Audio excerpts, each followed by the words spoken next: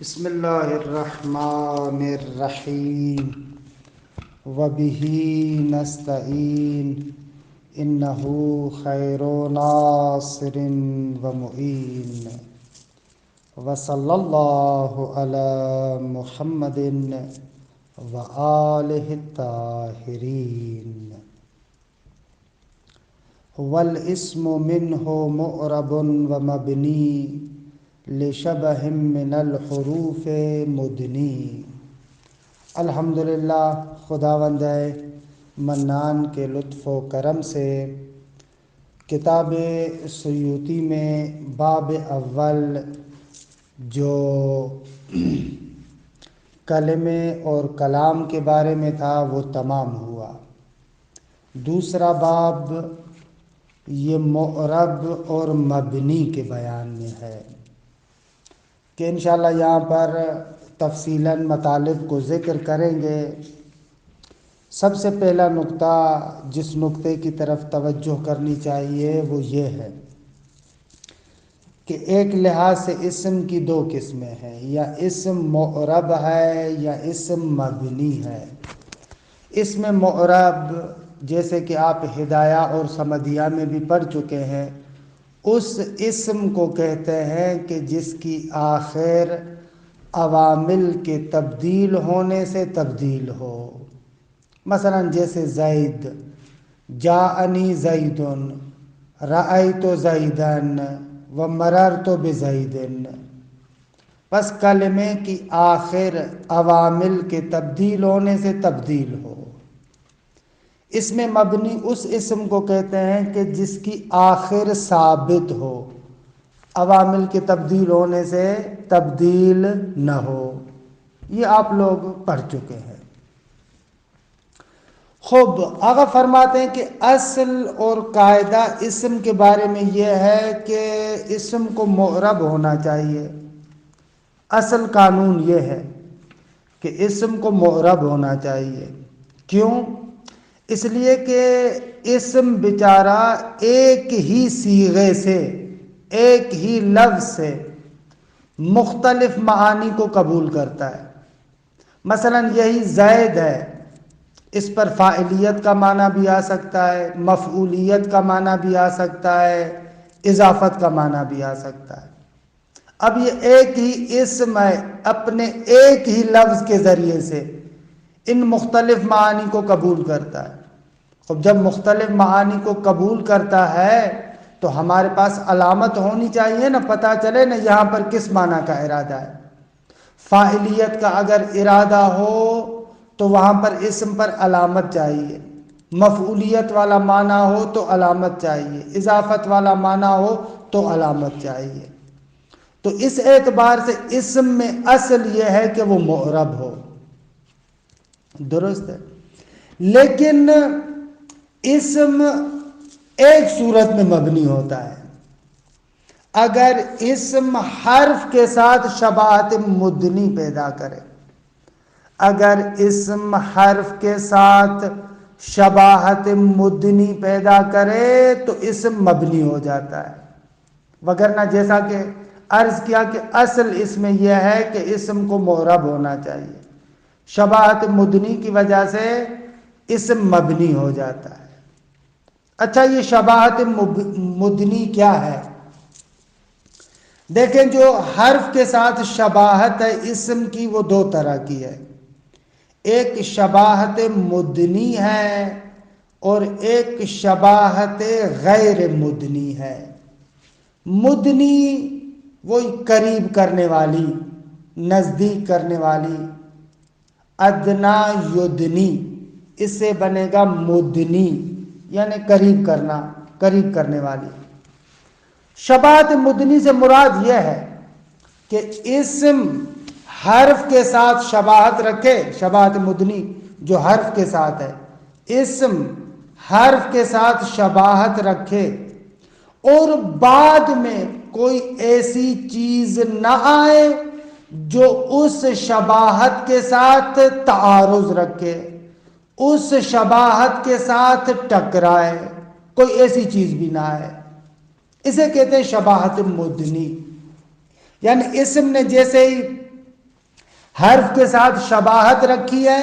اب شباہت رکھنے کے بعد کوئی ایسی چیز نہیں آتی جو اس شباہت کے ساتھ ٹکراؤ رکھتی ہو، نہ ایسی چیز نہ آئے. اچھا، شباہت غیر مدنی کو بیان کروں تاکہ یہ مدنی اور زیادہ واضح ہو جائے.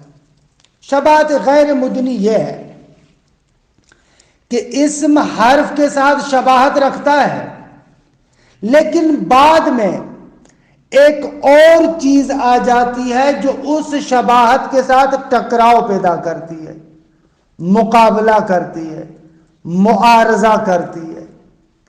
نتیجتاً وہ جو حرف والی شباہت تھی اس ٹکراؤ کی وجہ سے گر جاتی ہے.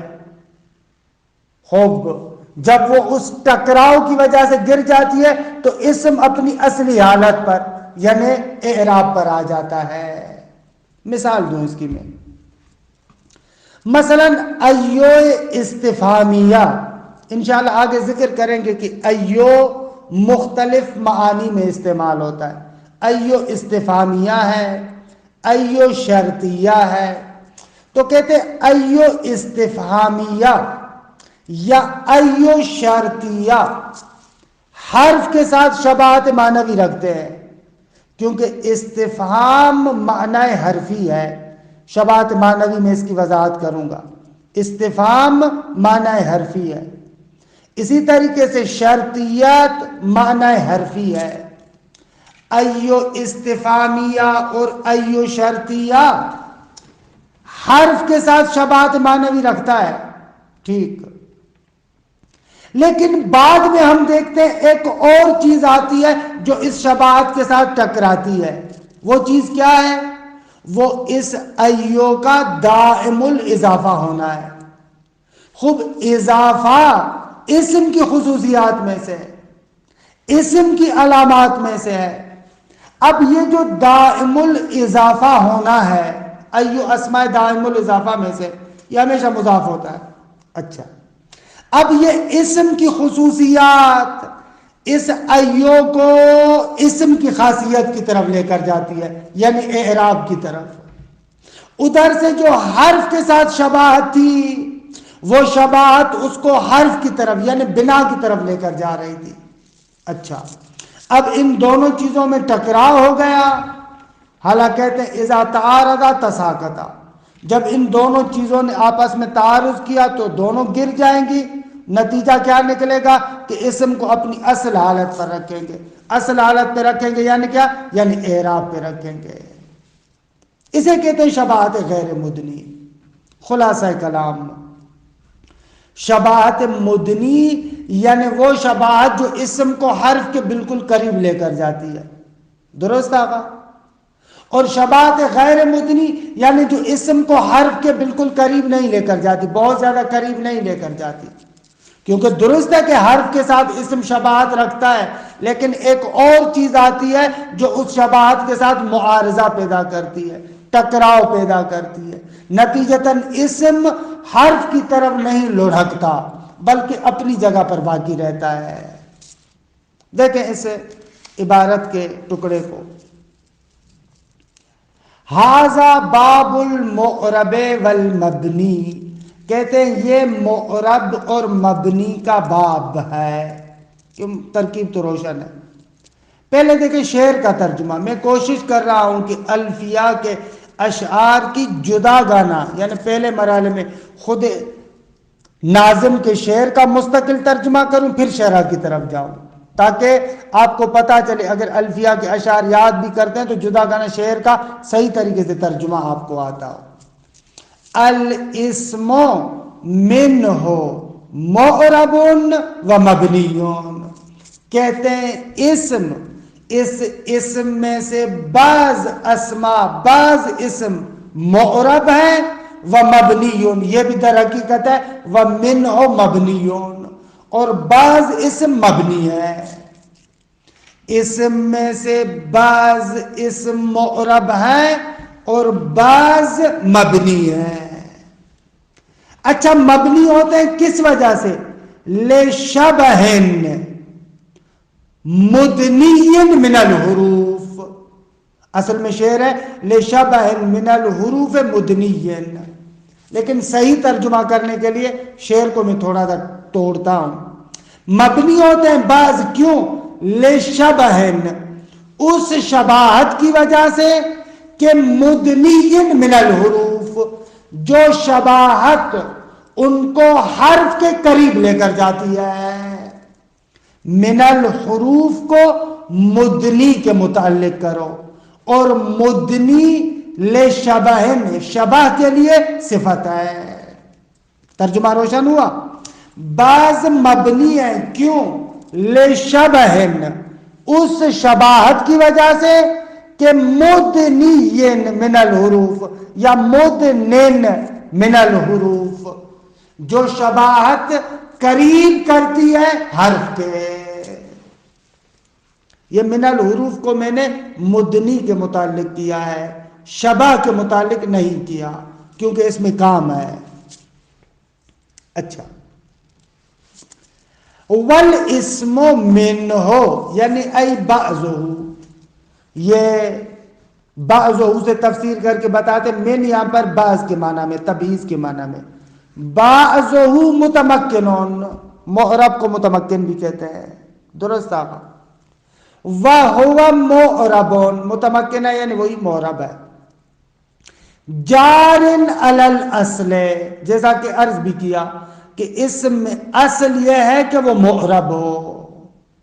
جہاں پر بھی ایک چیز اصل کے مطابق ہے وہاں پر سوال نہیں ہوتا کہ یہ کیوں ہے. مثلا آگ میں اصل یہ ہے کہ وہ جلائے. اگر کسی جگہ پر انسان ہاتھ آگ میں ڈالے گا اور آگ اس کو جلائے گی تو وہاں پر آپ یہ سوال نہیں کریں گے کہ آگ نے کیوں جلایا. بھائی آگ کا کام جلانا ہے، اصل یہی ہے کہ وہ جلائے. وہاں پر یہ سوال تھوڑی کریں گے کہ کیوں جلا رہی ہے، آگ کا کام جلانا ہے. جہاں پر بھی ایک شے اپنی اصل کے مطابق ہو وہاں پر سوال نہیں ہوگا. اگر ایک جگہ پر آپ نے دیکھا کہ اسم معرب ہے تو وہاں پر آپ پلٹ کر سوال نہیں کریں گے کہ کیوں معرب ہے، بھائی اس کو معرب ہونا چاہیے. جارن علی الاصل، کہ اسم معرب اپنی اصل پر، قاعدے پر جاری ہے کہ اصل اس میں اعراب ہے، کہ اس کی علت میں نے خارج میں عرض کی کہ کیوں اصل اعراب ہے. وَبَعْضُهُ الْآخَرُ غیر متمکن، اور اسم میں سے دوسرا بعض غیر متمکن ہے. غیر متمکن ہے وَهُوَ مَبْنِيٌ، یعنی وہی مبنی ہے. کہ جارن علی خلاف الاصل، یہ مبنی جاری ہے اصل کے برخلاف پر.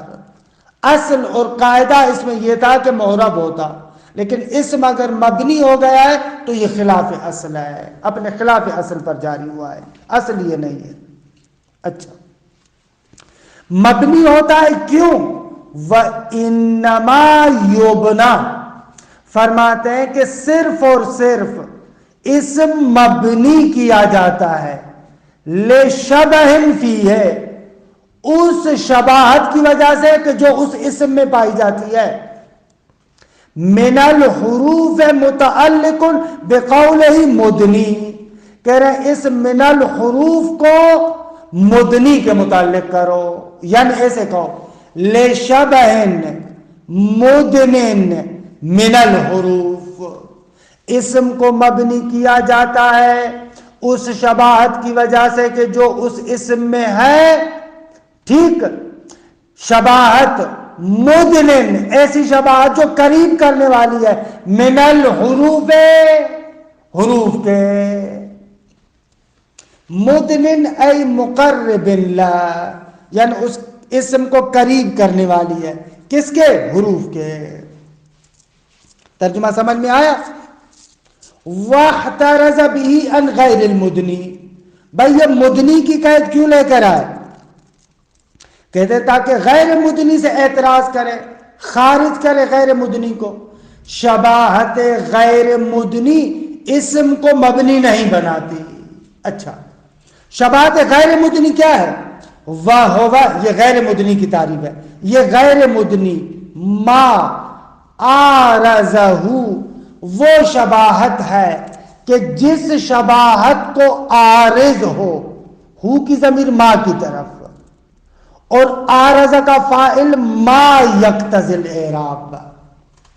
ٹھیک ہے، وہو مبتدا، ما موصول، آرز فعل، ہو اس کا مفعول، ما یقتضی یہ موصول صلہ اس کا فاعل ہوگا.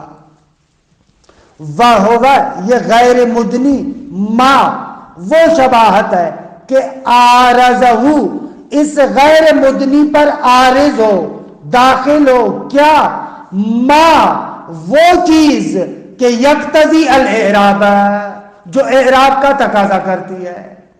شباہت غیر مدنی وہ شباہت ہے کہ جس شباہت کے ساتھ معارضہ کرتی ہے وہ چیز جو اعراب کا تقاضا کرتی ہے. درست ہے. آرزہ معارضے کے معنی میں، ٹکراؤ کے معنی میں، ارزہ عارض ہونے کے معنی میں.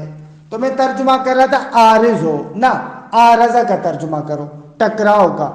وَهُوَ مَا یہ غیر مدنی وہ شباہت ہے کہ آرزہو اس شباہت کے ساتھ معارضہ کرے، ٹکرائے، مقابلہ کرے کیا؟ ما یقتضی الاعراب، یعنی اسم کی خصوصیت دی گئی. اسم کی خصوصیت، اسم حرف کے ساتھ شباہت رکھے لیکن ایک اور خصوصیت اسم کی آ جائے کہ جو اس کیا کرے، اس شباہت بالحرف کے ساتھ ٹکراؤ پیدا کرے. کَأَيٍّ فِي الْاِسْتِفْهَامِ وَالشَّرْطِ، جس طریقے سے ایو استفہام میں اور شرط میں. ایو موصول امداری ما، لیکن کہتے ایو استفہامیہ اور شرطیہ. استفہام معنی حرفی ہے، کیونکہ استفہام معنی حرفی کیوں ہے؟ معنی حرفی سے کیا مراد ہے؟ وہ معنی جو غیر مستقل ہے. خب یہاں پر بھی اسی طریقے سے، کیونکہ استفہام جملہ بعد کے مضمون کے ساتھ قائم ہوتا ہے، بذات خود اس میں استقلال نہیں ہے. یا شرط بھی اسی طریقے سے، شرطیت یہ بھی معنی حرفی ہے، کیونکہ معنی شرطیت شرط اور جزا کے ساتھ قائم ہے. حرف میں آپ کہتے ہیں نا معنی مستقل نہیں ہے، تو استفہام اور شرطیت یہ دونوں بھی معنی مستقل نہیں ہے. تو اس اعتبار سے ایو استفہام اور شرط میں شباہت معنوی رکھتا ہے حرف کے ساتھ. کَأَيٍّ فِي الْاِسْتِفْهَامِ وَالشَّرْطِ فَإِنَّهَا أَشْبَهَتِ الْحُرُوفَ فِي الْمَعْنَى، یہ ایو جو استفہام اور شرط میں ہے یہ حروف کے ساتھ شباہت رکھتا ہے معنی میں. لیکن آرزہا، لیکن اس شباہت کے ساتھ معارضہ کرتا ہے، ٹکراؤ کرتا ہے کیا؟ لزومها الاضافت، لزومها الاضافت، بلے الاضافت کو لزوم کے لیے مفعول کرا دو. لزومها اس ایو کا لازم ہونا کس چیز کو؟ الاضافت، اضافت کو. یہ جو ایو استفہامیہ اور شرطیہ ہے دائم الاضافہ ہے، تو دائم الاضافہ ہونا کیا ہے؟ دیکھیں ایک ایسی چیز ہے جو اس شباہت کے ساتھ معارضہ کر رہی ہے. اچھا، بس ایک طرف سے شباہت کہہ رہی ہے مبنی ہو، ایک طرف سے لازم دائم الاضافہ ہونا کہتا ہے معرب ہو. اب ان دونوں میں تعارض ہوا، کہتے اذا تعارض تساقط، جب دونوں میں ٹکرا ہوا تو تساقط کریں گے. تو اصل کیا ہے؟ اسما میں معرب ہونا. تو پس ایو استفہامیہ اور ایو شرطیہ معرب ہوں گے. کیوں؟ اس لیے کہ ایو حروف کے ساتھ شباہت تو رکھ رہا ہے لیکن وہ شباہت غیر مدنی ہے. تمام شو. خوب بحث بعدی، بحث دوم، کہ یہ بحث مزیدار بحث ہے لیکن اس میں کچھ توضیحات کی ضرورت ہے. میں چاہتا ہوں کہ ان توضیحات کو جلسہ آئندہ میں ذکر کروں، کیونکہ بہرحال 15-20 منٹ تو لگیں گے. تو ہماری بنا کیونکہ اس بات پر ہے کہ درس لمبا نہ ہو، لہذا اس کو پھر جلسہ آئندہ پہ ہی رکھتے ہیں. وصلی اللہ علی محمد وآلہ الطاہرین.